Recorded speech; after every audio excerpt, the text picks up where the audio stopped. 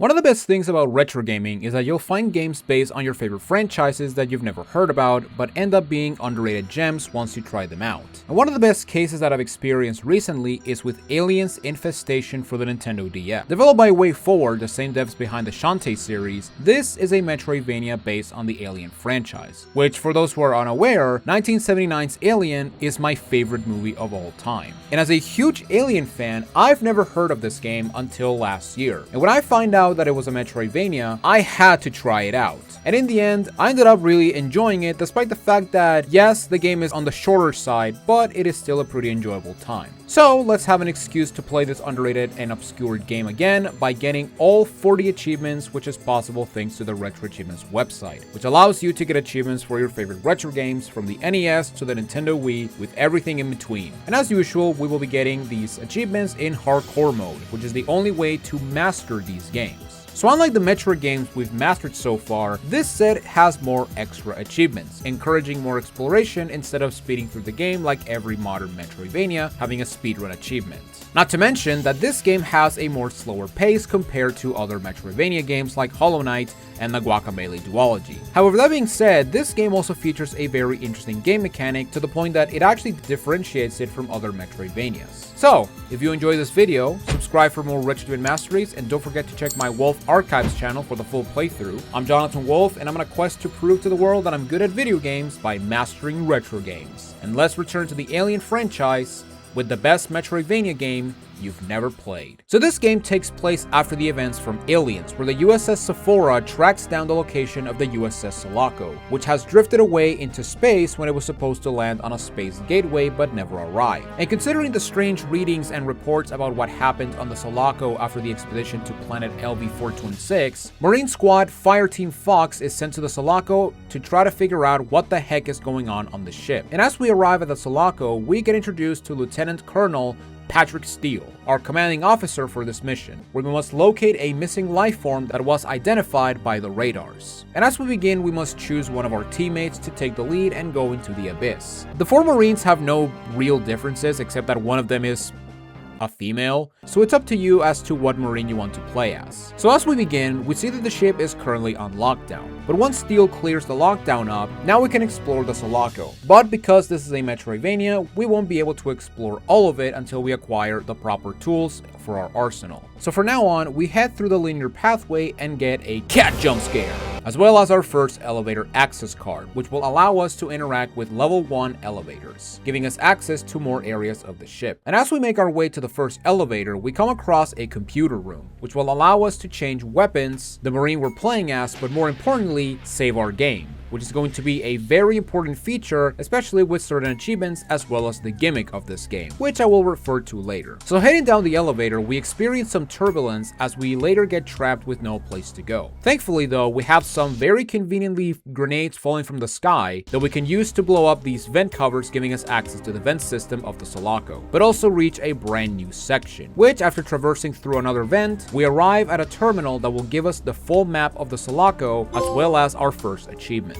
Similar to Super Metroid, this map shows the rooms we have explored by highlighting them, and new to this game is the ability to place flares that work as markers in order to tell where have you been in the Sulaco, and also mark points of interest that will become accessible after getting the right equipment. Even though the flares will go away after we leave the Sulaco, spoilers, but we'll complain about that when we return to the Sulaco. So once we place a flare, we head out and encounter our first enemies, robots, which thankfully suffer from Mega Man syndrome as they can only shoot in front of them and can't hit us while we crouch and blast at their robotic balls with our pulse rifle. And here's where we also backtrack and go into some vents in order to find some goodies thanks to the use of our grenades. However, in one vent we see something off, almost alien looking. But it's probably nothing, so let's go deeper into the ship and come across a hand welder after crossing more vents, which will allow us to cut open welded doors, but also weld doors shut, which I did not know was a thing, which is pretty cool. And as we open these doors with our new toy, we also come across a motion tracker, which will not only give us the location of the human life form we came here to recover, as well as potential enemies in the near vicinity, but we're also going to get our next achievement for getting some essential equipment. So now that we have our main objective shown, we blast through some more robots until we reach our next save room, where we prepare for our first challenge achievement. Once we make it to the objective, we see a survivor being attacked by a xenomorph warrior. And because we are the ultimate badass, we must kill this thing with just our pistol and without losing a marine, while the warrior is on screen all the time. This fight is overall not that bad. Just spam the attack button and tank the hits from the warrior. But you want to be careful with the tail attack, as the knockback will actually make you fail the achievement depending where the xenomorph warrior goes, since sometimes he'll just back off, making him go off screen and failing the achievement. So once we kill the Xeno and have the achievement pop,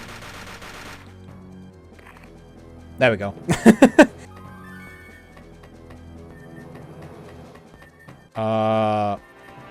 Hello?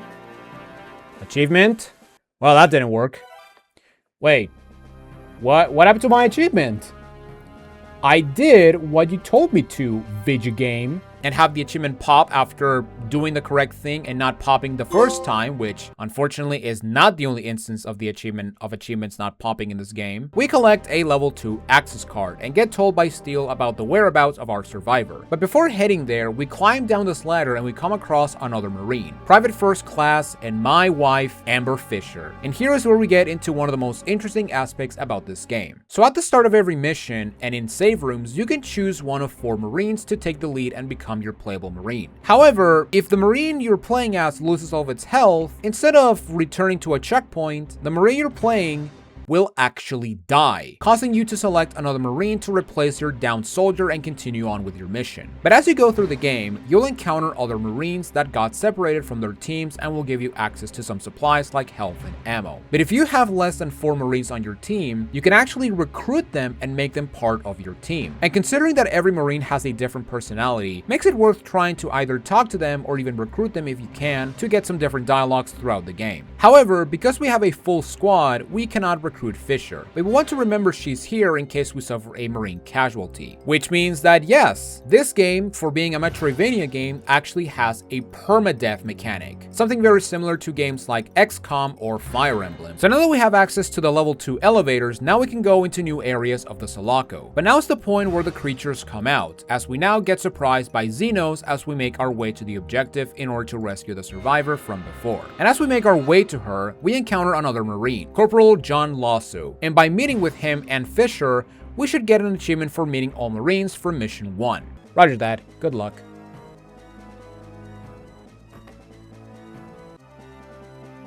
Wait, except not really. So this game features 5 missions, and in each mission you can encounter Marines that you can recruit to your team. But even if you can't recruit them, there is an achievement for meeting every Marine in a specific mission. That being said, for some reason, for missions 1, 2, 4, and 5, even when I met with all Marines on the respective missions, I did not get the achievements, which forced me to replay the entire game multiple times in order to get the achievements for missions 1, 2, and 4. As for mission 5, I'll tell you what I did when we get to that point. But for the missions I had to replay, I'll just show the achievement and move on. As much as I actually really like this game, having to replay the game again just to get an achievement that bugs out is really fucking stupid. Which makes me say, thank God this game is not an RPG that lasts 100 hours. So once we meet up with all Marines, we head through this vent and access the boss of mission 1, where we see a poor unfortunate soul get chest bursted, but here we also have our first boss achievement, where we have the challenge of defeating every single enemy and egg before killing the boss, and without using grenades or losing a Marine. Get used to that third rule, because almost every single challenge achievement requires you to not lose a Marine. In other words, you gotta be one tough motherfucker. The hall before the boss is very easy, as you can kill the eggs before they spawn the facehuggers, as well as the Xenodrones and Warrior with the pistol, if you rapid fire by spamming the fire button and also keep your distance. And once you clear out all the hazards, we drop down and fight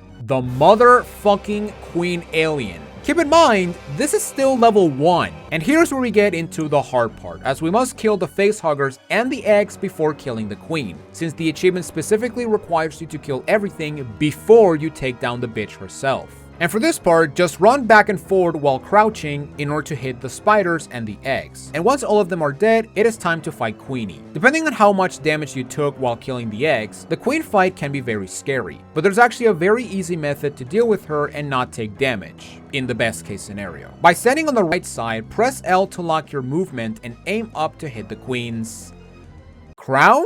And once she gets right on top of you, move to the left and then get up on this platform and crouch. And once she passes this platform, start shooting until she gets past you, since being on the top will mess with her AI, giving you more time to shoot at her. And basically you want to repeat this pattern until the bitch falls down. Now sometimes by shooting enough times at the Queen, you'll actually stun her, giving you opportunity to deal massive damage. However, my biggest advice when it comes to this fight is don't get greedy, as greed will most likely give you the ultimate failure and cause a reset, forcing you to kill every single alien before the Queen again. And once we defeat the bitch, we will find our survivor and get told by Steel to return to the ship, as we're getting the heck out of here, since the other fire teams that were dispatched to the Sulaco are under attack by the xenomorph infestation. So once we return to the Sephora, we get informed by Steel that the UPP, a social interstellar superpower created by China and Russia in an attempt to rival other superpowers, which include Weyland-Yutani, has established an operation on LV-426 where they attempt to experiment and retrieve some xenomorph samples in order to use them as weapons. Something we've never seen or heard before in past or future Alien media. I don't know what you're talking about, this is completely brand new. So it's up to Fire 6 to infiltrate the base of Hadley's Hope and destroy their radars as well as their celestial defense weapons in order to do some saboteur. And as for the Sulaco, a specialized military team was sent to retrieve, analyze, and repair the ship in an attempt to get more survivors. And so we begin with Mission 2 as we explore the base of LV-426 in an attempt to stop the UPP and kill all the xenobugs. In our exploration, we encounter some UPP soldiers where we can dispose of them with a simple grenade or by shooting them as they expose themselves from cover. We also enter a vent that contains a drone in an isolated area. And here we can get what is probably the dumbest achievement of the entire set, where we need to literally dodge roll through 10 of the drone's jump attacks without getting hit in between and without having to go through a screen transition.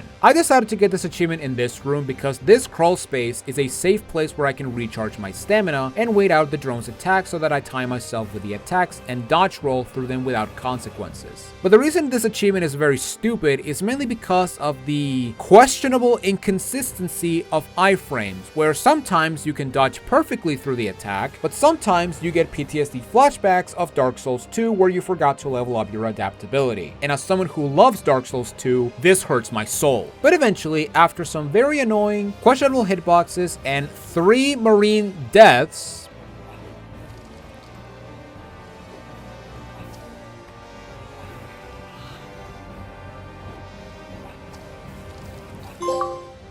there we go, Jesus Christ. And yeah, alien souls. Alright.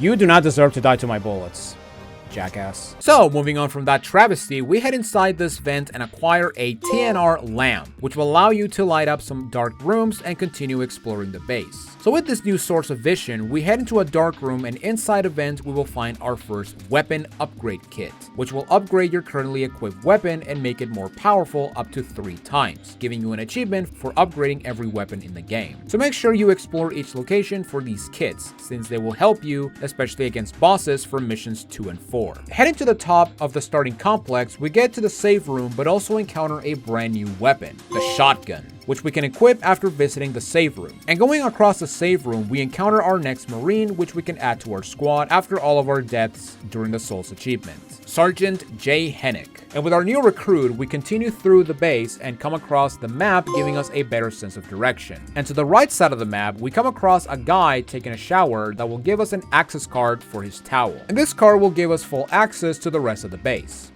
Not before having bad human decency and having this ass show his other ass for the sake of an achievement. But once we get the card and explore the first section, we reach the AA gun, where we must plant some charges and blow it up. Except for the fact that our charges got wet thanks to the shower room, which means that the ash shot was justified after all. So now we must backtrack a couple of rooms and collect some spare charges that were definitely there the first time we went through this room. They did not spawn out of nowhere. I don't know what you're talking about. So with these charges, we plant them on the target and we destroy the first AA gun. And now we move on to the next building of the base and blow up our next objective, the radar dish. This building is not as big as the previous one, but we want to be careful as we enter this vent, as we have a lot of Xenos that almost took the life of our Marines while trying to secure some charges for the radar dish. And once we blow up the radar dish, we make it through another linear building, which includes our first upgrade kit for the shotgun, and access more vents for a third set of charges in order to blow up the second AA gun and complete our mission in the base. And as we get our extraction point marked, we continue across the next Marine, Private First Class Deepak Singh, which once again didn't give me the achievement, but we'll just ignore that annoyance and show you the fact that I got the achievement after replaying the game. So once we fight through the last line of UPP defenses and Xenos doing their work against the UPP, we get on an APC and drive our way to the landing zone.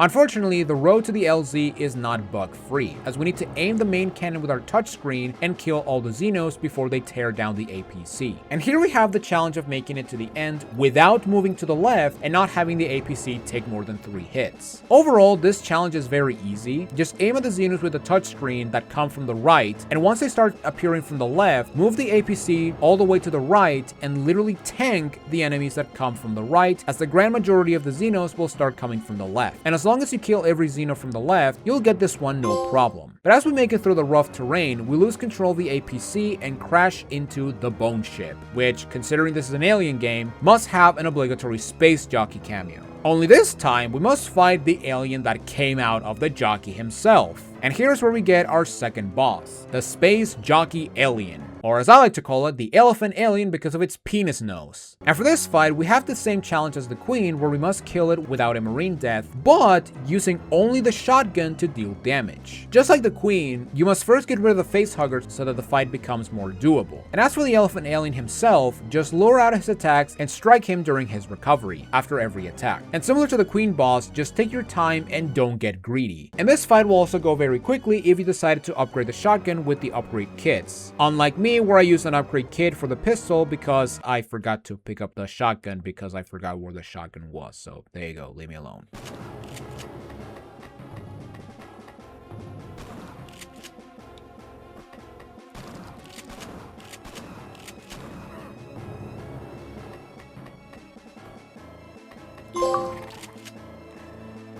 Oh, thank God. Oh my God. So with Penis Nose Alien dead, we take a dropship back to the Sephora and get told by Steele that the Weyland Yutani Corporation wants the aliens as much as the UPP. So we return to the Sulaco in an off-the-books mission to try to intercept the Sulaco from exchanging cargo with a freighter that will take alien samples to the Martian moon of Phobos, and make sure that the cargo doesn't get on the ship. Unfortunately, we arrived at the Sulaco a little late.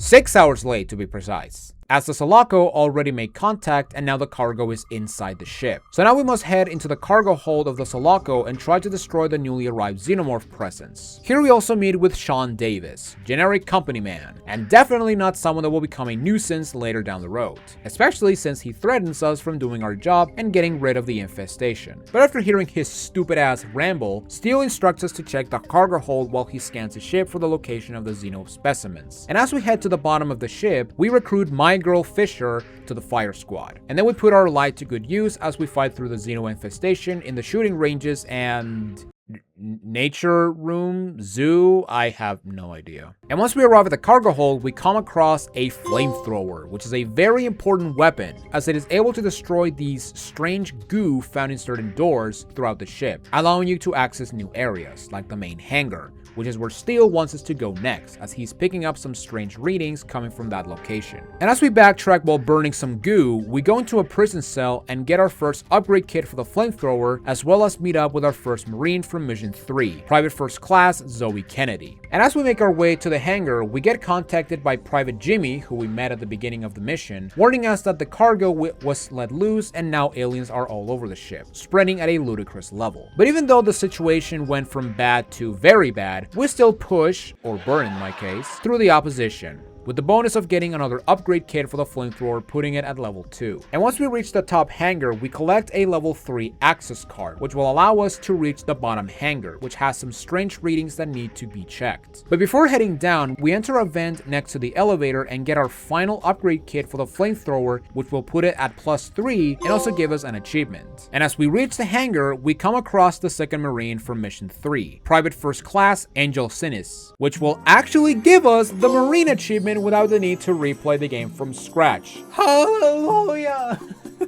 So after that wonderful event, we come across a pair of keys that will allow you to operate this power loader in the hangar. And because this game is a love letter to aliens, guess who we have to fight while inside the power loader? If you guessed the Raven, you are goddamn incorrect. And also, I hate you for thinking that, because that boss fight is fucking trash. No, instead we have to fight the Queen again, which somehow survived her blasting to the crown. So the boss for Mission 3 is the only boss in the game that has 2 challenge achievements. For phase 1, we must stand our ground, or machine, and parry 10 of Queenie's attacks with the overhead attack from the power loader by pressing X. This achievement is really not that hard, as you don't need to be as precise as other parry games like Sekiro or Bloodborne, to the point that there are times where hitting her will add up as she has some extreme long wind-ups before her attacks. But once you successfully parry 10 attacks and continue whacking the bitch, eventually the Queen will get down and we can start phase 2, where we need to open the airlock and expel this bad mama into space. However, the main terminal will not allow the airlock to open, so we must manually open the airlock by using all 8 terminals located on the airlock itself. And here we have our second boss challenge, where we need to activate all terminals without attacking the Queen with the usual deathless rule. This one is not that bad, but you do need to be fast, as the Queen can knock you out of activating a terminal if she's right on your face. Just keep your distance from Queenie, and this achievement will be easy as dropping one out. Just like the Queen herself, am I right? Now, even though we managed to eject the bitch with the skin of our teeth, still informs us that the Sulaco is preparing to dock with the Phobos station, which is not responding to the Colonel's call. So now we must head to the Phobos lab and stop the anomaly. And after entering the facility, we'll encounter a sentry turret that will gun us down if we dare to get past it. Where Steele recommends that you find an override device that will disable the turrets, allowing you to get past them and reach the top of the facility. But in the meantime, we must go beneath into hell while severing the wicket in this slough of despair. And as we go down while entering some vents, we come across Corporal Frank Heston, as well as the map terminal for the base, giving us the layout of this House of Pain. And as we reach this fork, we head to the right and inside this vent in order to get an access key card, allowing you to get access to the communications tower all the way back at the top of the base. And as we head deeper onto the cruel, we encounter a brand new type of xenomorph, a gorilla xenomorph. And for this Buffy guy, we have the challenge where we must take him all the way to the bottom of the base without losing a Marine.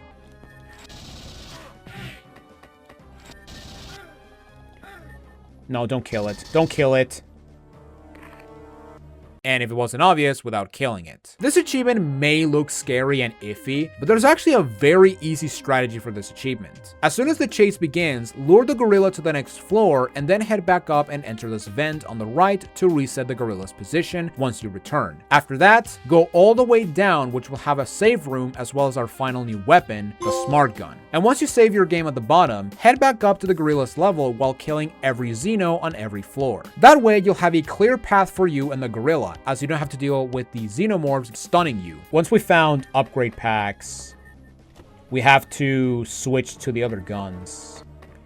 Which for the shotty is not that bad, considering that, you know, it's level 2. But yeah, it can be kind of annoying. Oh, there we go.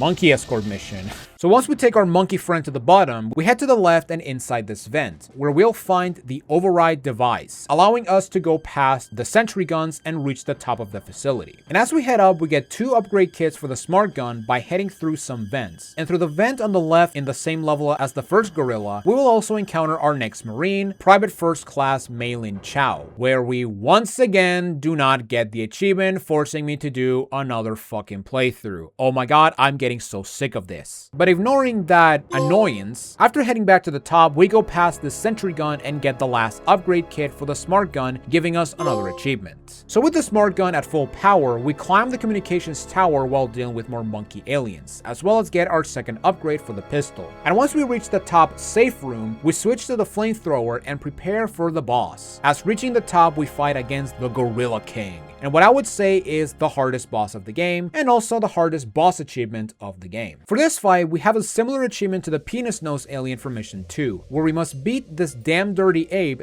deathless while doing damage with only the flamethrower. And because the flamethrower doesn't do that much damage compared to the other weapons, this one is a battle of endurance. Thankfully though, because our flamethrower is at max power, this won't take that long. And as for the king, he has different attacks that you must lure and dodge out of the way, with this double swipe being the most annoying one because of dumb hitboxes, as well as his charge where you must have good reflexes in order to dodge it. But similar to the first two bosses, by being patient and not being greedy, you'll get this darn dirty ape and finish our expedition of this unholy facility. So with no human survivors on Phobos, we must take the fight to where it all started.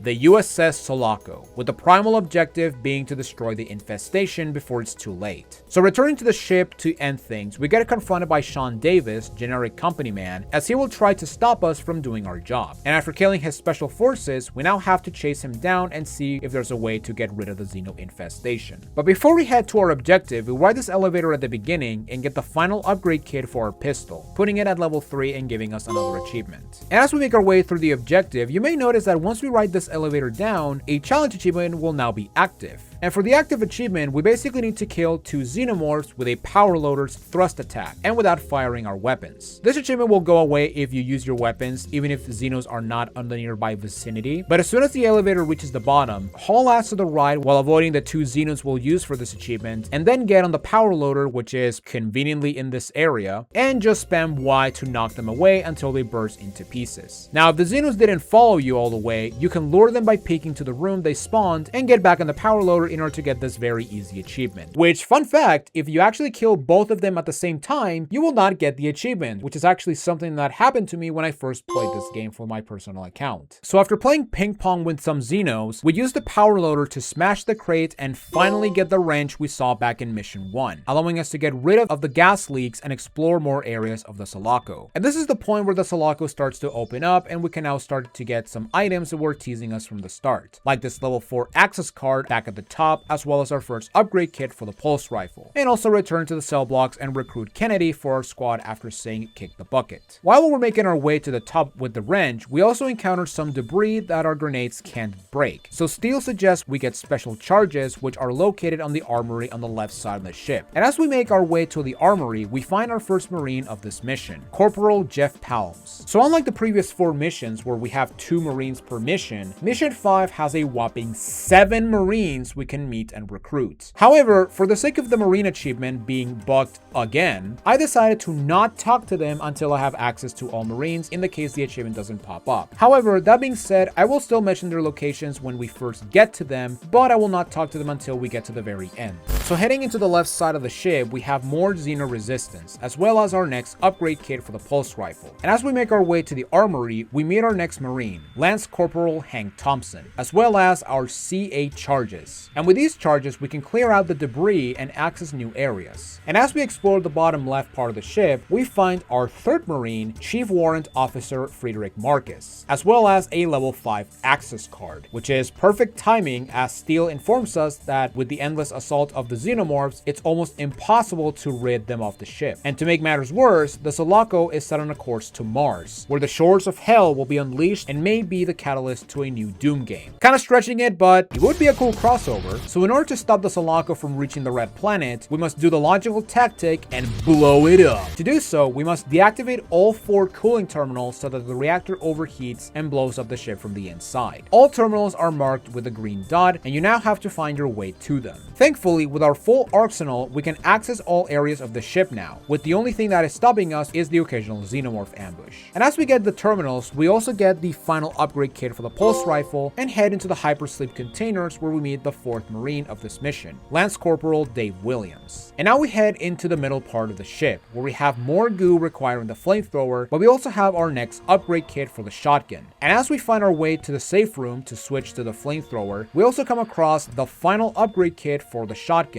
as well as the final upgrade kit we need in order to max every weapon. Which means that now, when it comes to the term of unlockables, we must find the remaining Marines and just get to the end of the game. And speaking of remaining Marines, in this middle section of the ship, we also find our 5th Marine, Lance Corporal Mike Coleman. So as we make our way through the ship, eventually we'll get to the 4th and final terminal. But unfortunately, the ship happens to have a failsafe where it diverts power from other areas of the ship in order to prevent a core meltdown, which means that now we have one final solution. Head to the control deck and set the Sulaco off course so that it drifts off into space and hopefully no one is able to find it. So while we explore these vents, we come across a 0G power suit, which will allow us to head outside the ship and reach the final unexplored area of the Sulaco. But sadly, it doesn't have an oxygen tank, which thankfully just so happened to be in these vents. And here we also meet our 6th Marine, Staff Sergeant Jasper Watson, after watching his friend die and just being completely chill in an alien nest. And with this oxygen tank, we can use the suit and head outside the Sulaco and reach the maintenance door on the other side of the ship. And here we also have our final non-boss challenge achievement, where we must complete the outside area deathless and without shooting your weapon. This section is overall really easy, especially since you can ignore most of the xenomorphs by staying on the top path. However, the one problem with this section is towards the end, where you must enter the door to return inside. However, there is a warrior guarding the door that will knock you out if you try to enter it, which, I don't know about you guys, but that sounds very familiar. Now, because you cannot shoot your weapon, this may actually seem impossible. However, if you lure the xenomorph all the way to the right side of the platform the door is located at, by getting the xeno off screen by doing some space jumping, you can actually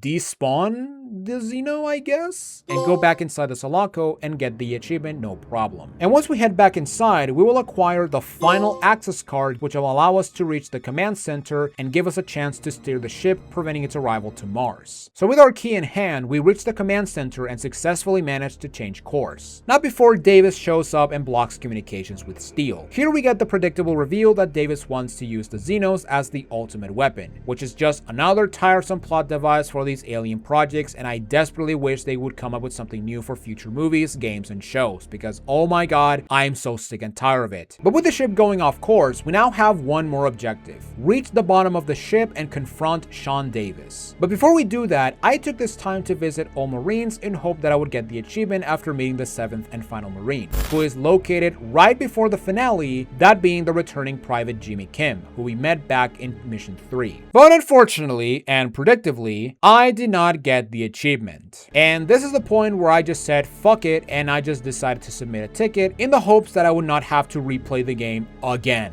When I submitted a ticket providing my save file as well as video evidence, which is very recommendable if you struggle with certain achievements not unlocking, I was able to get a manual unlock by the developers. And thank God that I don't have to do another playthrough of this godforsaken game, because like I said, as much as I like this game, having bugged achievements is one of the worst things that can happen, and I really hope that this is the only time this happens. So with that mess of an achievement solved, let's finish this godforsaken game. Heading to the bottom, we confront Sean Davis, where he goes on a large tangent on how the Xenos can evolve humanity and shit, which at the end of the day really makes me say I don't care, because at this point I'm so sick and used to corporate greed. Now that being said, in the base case of irony, Mr. Generic Company Man gets his forever after as we meet the ultimate xenomorph, the Empress. And here we have the final boss of the game, as well as our final challenge achievement. Starting off, we want to shoot these explosive barrels so that it pushes the Empress back to the other side of the arena. And once she reaches the other side, the real fight and challenge begins, as we now have to do a little dance with the Empress. For our final challenge, we must defeat the Empress without going into elevated platforms, losing more than one Marine, but more importantly, change sides from her every time she jumps. Overall, this challenge is not that bad, as the Empress herself doesn't do that much damage and her jump attack is very slow. But the main problem about this fight is the time the Empress calls a warrior for resistance, as they can stun you at the wrong time, causing you to restart the fight because you got stunned right as she was jumping, making you not able to reach the other side and fail the achievement.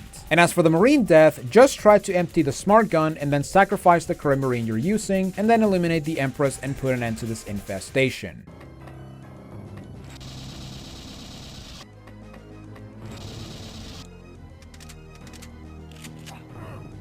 Oh my god, why does it take so long to reload? Even though sometimes greed can take over in the worst cases.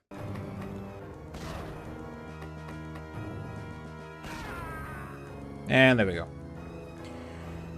Alright, Fisher. You got this, girl.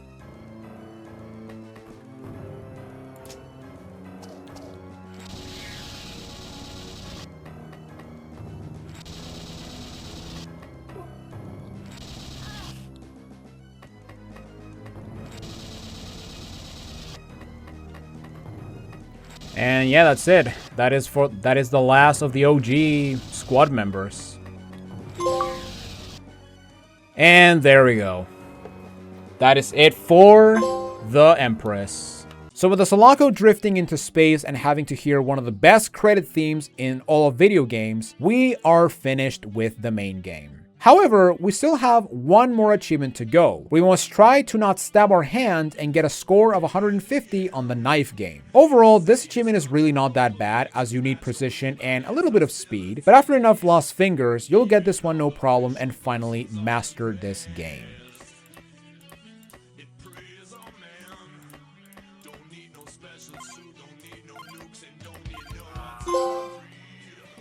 And there it is. Bishop would be proud. And time.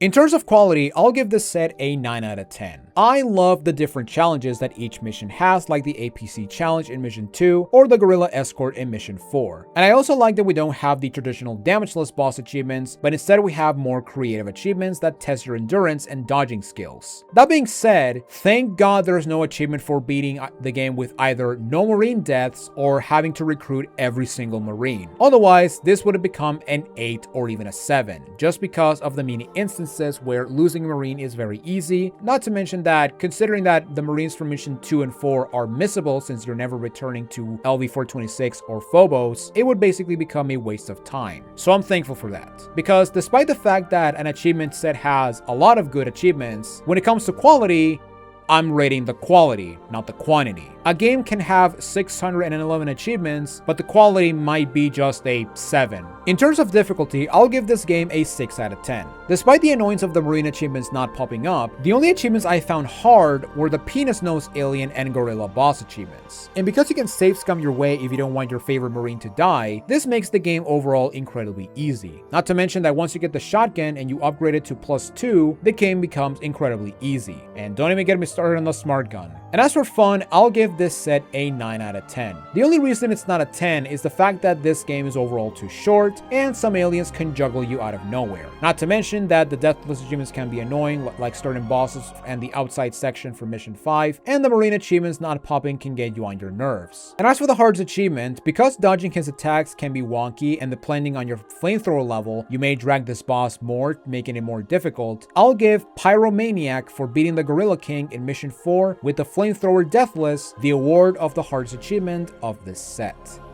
Out of all the Metroidvania games I've played, this is the one I wish it was a bit longer, or at the very least, got a sequel of some sorts, because you may think that an Alien Metroidvania could not work as a concept, but surprisingly, WayForward managed to nail it, and they did a fantastic job with this game. That said, the most unfortunate thing about this game is that as of making this video, this game is stuck on the Nintendo DS, which makes it more inaccessible to a larger audience and at the same time more obscure. Be honest in the comments, who knew this game existed before I even made this video? Don't lie to me. I will know. But similar to Alien Trilogy, I really hope that this game gets a second chance on modern consoles, whether as a standalone re-release or remastered by WayForward themselves, or just bundle it in an Alien game collection, which, man, that would be sick and an insta-buy from me as a huge Alien fan. Big thanks to Mattermat for making this set. And speaking of a possible Alien game collection, if it ever happens, I cannot wait to get my hands on it and try out certain games like a hopefully remapped Alien Trilogy and Resurrection, or maybe try out one of the many versions of Alien 3, because as we all know, Alien 3 was so good they made countless games based on that cinematic masterpiece. And all of them have RetroAchievement sets, to the surprise of nobody. Thanks for watching this RetroAchievements Mastery video. If you enjoyed this video, be sure to leave a like, and if you want to see more RetroAchievement Masteries, be sure to subscribe and ring the bell to get notified on future Masteries. For our next game, we return to the PlayStation 2 and begin with the God of War series by mastering the first game, which involves beating the game on the hardest difficulty, which, thinking about it, makes me want to jump off the highest mountain in all of Greece because I have selective masochism and I like to be thrown to the ground by insane difficulties where every enemy kills you in 2 hits. Why did I agree to do this? And then after that, depending on how fast I work on this and the God of War video, we're going to be mastering our very first multi-console game where we have more than one achievement set. Ladies and gentlemen, thank you all for watching this video. I'm Jonathan Wolf, and I will see you all in my next Retro Achievement Mastery. Later, Retro Achievers, and take it easy.